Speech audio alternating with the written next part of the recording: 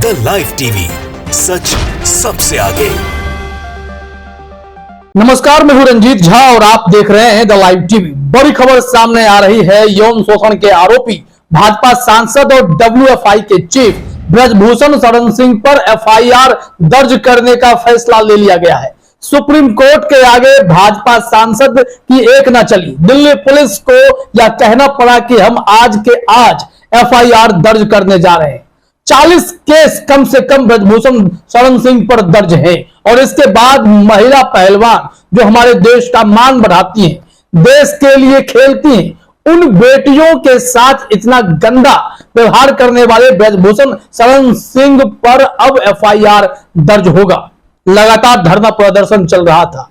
देश के तमाम एथलीट वहां पर मौजूद थे, सड़कों पर प्रदर्शन कर रहे थे।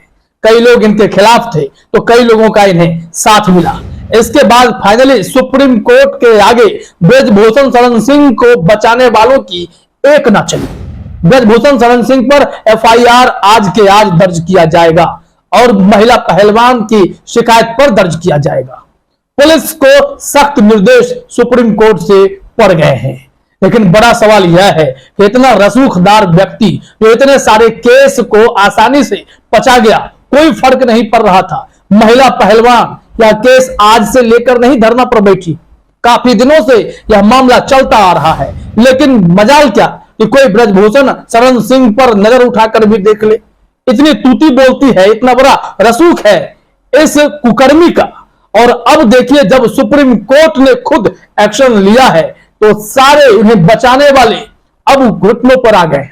सुप्रीम कोर्ट ने क्या कुछ कहा है अपने आदेश में, जब अपने स्क्रीन पर दैनिक भास्कर की खबर देखी। लाइव अपडेट चल रहा है। डब्ल्यूएफआई चीफ ब्रजभूषण पर एफआईआर आज। 7 महिला रेसलर्स ने यौन शोषण की शिकायत की थी। सुप्रीम कोर्ट ने दिल्ली पुलिस से कहा सुरक्षा दें। आखिरकार ये इतना बड़ा कुकर्मी है। 7 महिला एथलीट ने यौन शोषण का आरोप लगाया, इसके बावजूद पुलिस इन्हें हाथ तक नहीं लगा रही थी। और ये बड़े बड़े बयान बरसों से देते आ रहे हैं। ये सरेआम किसी को भी थप्पड़ मार सकते हैं। ब्रजभूषण शरण सिंह की ऐसी तूती बोलती है कि मोदी सत्ता को भी इतना लंबा समय लग गया कि ब्रजभूषण शरण सिंह पर एफआईआर दर्ज करवाना है या नहीं करवाना है। दिल्ली पुलिस कुंडली मारे बैठी हुई थी। लेकिन जब मामले में कपिल सिब्बल ने सुप्रीम कोर्ट में धमाकेदार दलीलें दी, ब्रजभूषण शरण सिंह का चिट्ठा खोला, उसके बाद सुप्रीम कोर्ट ने तुरंत आदेश दिया दिल्ली पुलिस को कि आप इस मामले में जल्द एफआईआर दर्ज करें। जरा देखिए खबर में क्या जानकारी दी गई है। यौन शोषण के आरोपों पर Delhi police wrestling federation of India WFI के अध्यक्ष ब्रजभूषण शरण सिंह पर आज केस दर्ज होगी। दिल्ली पुलिस ने शुक्रवार को सुप्रीम कोर्ट में यह बयान दिया है। 21 अप्रैल को एक नाबालिग समेत 7 महिला रेसलर्स ने ब्रजभूषण के खिलाफ यौन शोषण की शिकायत की थी। केस न दर्ज होने पर रेसलर्स ने सुप्रीम कोर्ट में याचिका दाखिल की। और अब सुनवाई के दौरान क्या हुआ, कपिल सिब्बल ने क्या कहा, वो जरा देखिए अपने स्क्रीन पर।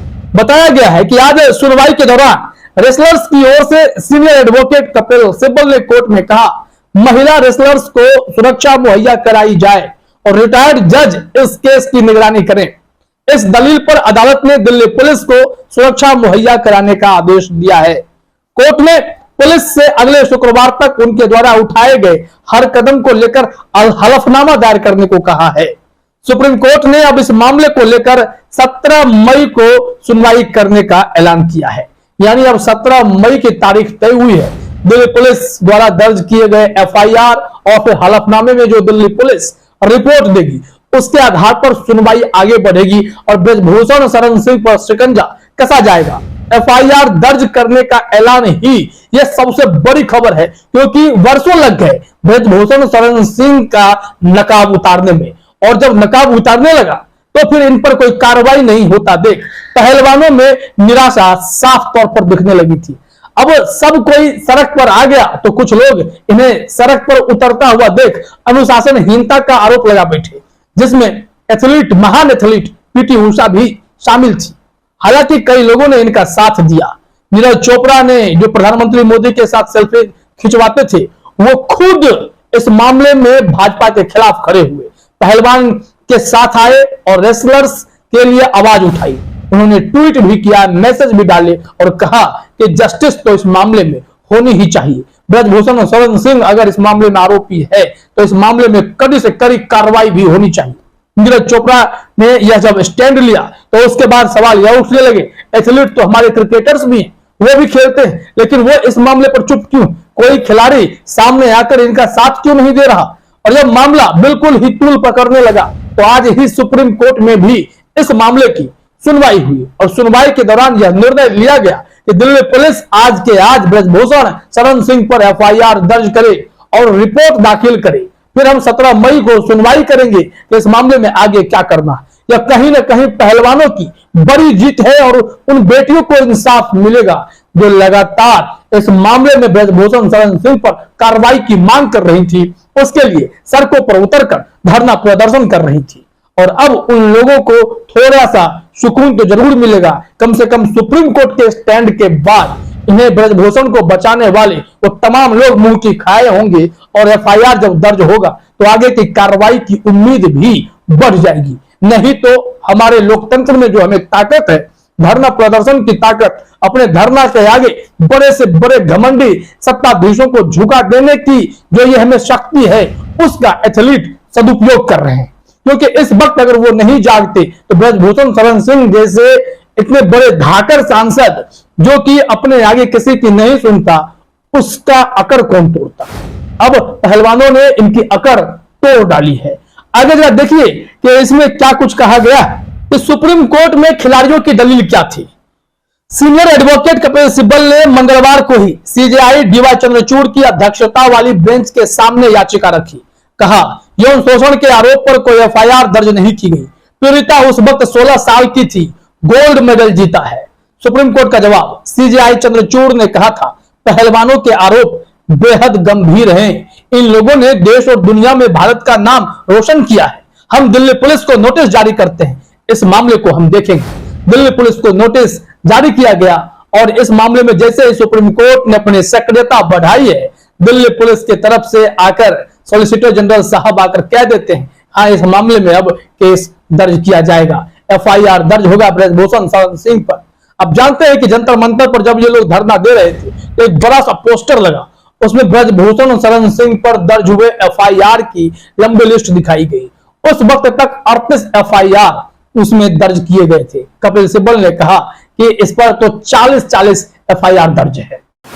जब एक और कई लोग पहलवानों के साथ खड़े हो गए थे तो उस वक्त कुछ लोग ऐसे थे जो पहलवानों के इस धरना प्रदर्शन का विरोध कर रहे थे। उसमें एक नाम हमने आपको बताया पीटी उषा का और दूसरा नाम अनुराग ठाकुर का। पीटी उषा ने क्या कहा? उन्होंने कहा था पहलवानों का सड़कों पर प्रदर्शन करना अनुशासनहीनता है, इससे भारत की छवि खराब हो रही है। दूसरा, केंद्रीय खेल मंत्री अनुराग ठाकुर, इन्होंने क्या कहा कि इस गेम के कुछ खिलाड़ी विरोध कर रहे हैं जो कि गलत है। मैं खुद पहलवानों की 12.5 घंटे बात सुन चुका हूं। आधी रात को प्रेस कॉन्फ्रेंस भी की थी। किसी भी थाने में कोई भी एफआईआर दर्ज करा सकता। मोदी सरकार हमेशा खिलाड़ियों के साथ खड़ी है, कोई समझौता नहीं करेंगे। हालांकि केंद्रीय खेल मंत्री अनुराग ठाकुर पर करारा पलटवार भी किया गया। खिलाड़ियों ने कहा कि मुश्किल से 2-4 मिनट हमारे साथ बैठे थे, ये कह रहे हैं कि 12 घंटे इनकी बात सुन चुका हूं। और इस पर जो एक जवाब आया है इनका खिलाड़ियों का, वो भी देखिए अपने स्क्रीन पर। बजरंग पुनिया ने मोर्चा संभाला था। उन्होंने कहा था खेल मंत्री 2-4 मिनट हमारे बीच बैठे थे, बाकी समय उनके अधिकारी ही मध्यस्थता करने में जुटे थे।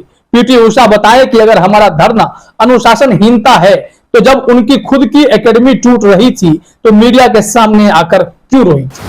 ऐसे में जो लोग महिला एथलीटों के हौसले को अफजाई करने की बजाय उन्हें हतोत्साहित कर रहे थे, उन्हें ब्रजभूषण शरण सिंह के खिलाफ बोलने से बचने को शायद कह रहे होंगे, तो ऐसे लोगों को सुप्रीम कोर्ट ने करारा मैसेज दे दिया है कि ब्रजभूषण शरण सिंह हो या फिर कोई बहुत बड़ा क्रिमिनल ही क्यों ना हो, हर कोई सुप्रीम कोर्ट के आगे अगर अपराधी है, मुजरिम है, तो कोर्ट को तय करने दीजिए कि वो मुजरिम है तो उसे क्या सजा मिलनी चाहिए। अगर उसने महिला एथलीटों के साथ गलत किया है तो उस पर भी सजा मिलनी चाहिए। लेकिन कोई महिला एथलीटों को हतोत्साहित करेगा, यह कैसे बर्दाश्त किया जा सकता है? फिलहाल यह बड़ी खबर है कि ब्रजभूषण शरण सिंह पर एफआईआर दर्ज किया जाएगा। फिलहाल इस वीडियो में इतना ही। आप सभी का हमसे जुड़ने के लिए बहुत बहुत धन्यवाद। द लाइव टीवी, सच सबसे आगे।